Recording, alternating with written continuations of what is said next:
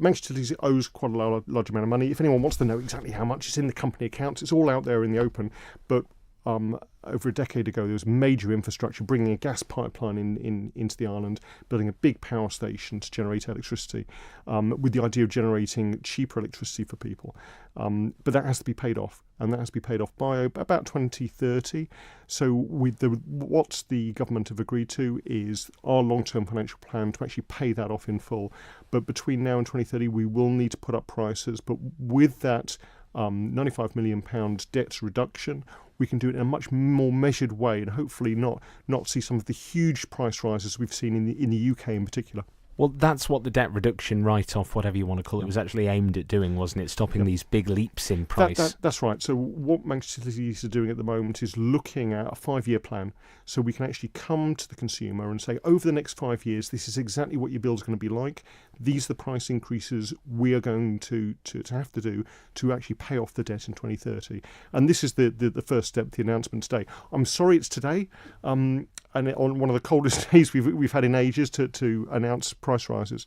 However, the reason for doing it is we need to do these before the end of February. It's the end of February.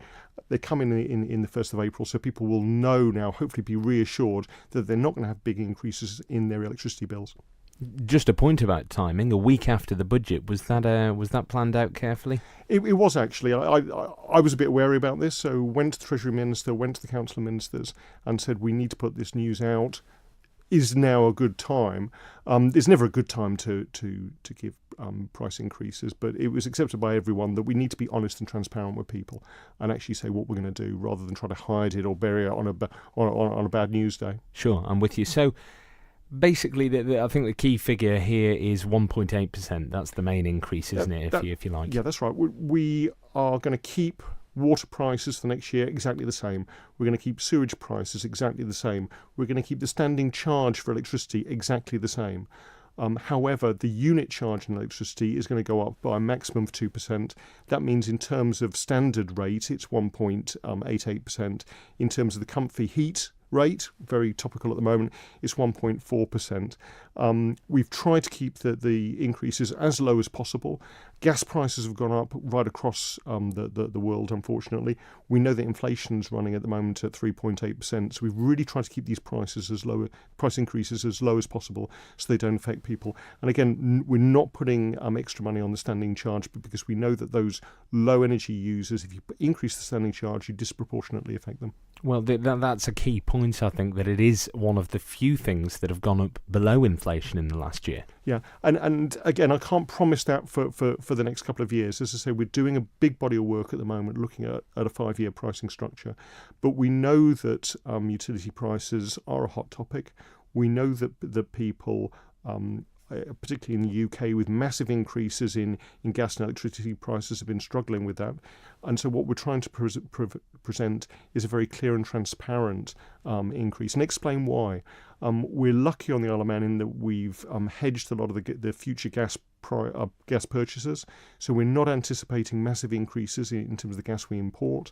We're trying to be as structured as possible, trying to be as efficient as possible with our staff as well, who do a fantastic job on the island to keep the power going, even in terrible weather like this. They're still up the poles fixing cables. But we do need to gradually increase prices over the next couple of decades to pay off this quite considerable loan that was taken out. With living costs, things are unfortunately very marginal a lot of the time, especially for those on squeezed incomes. Yeah. Is this going to push people into fuel poverty? That's a very good question. It's something that we've looked at, that we're working with the Cabinet Office with. I've met with the Salvation Army to talk about.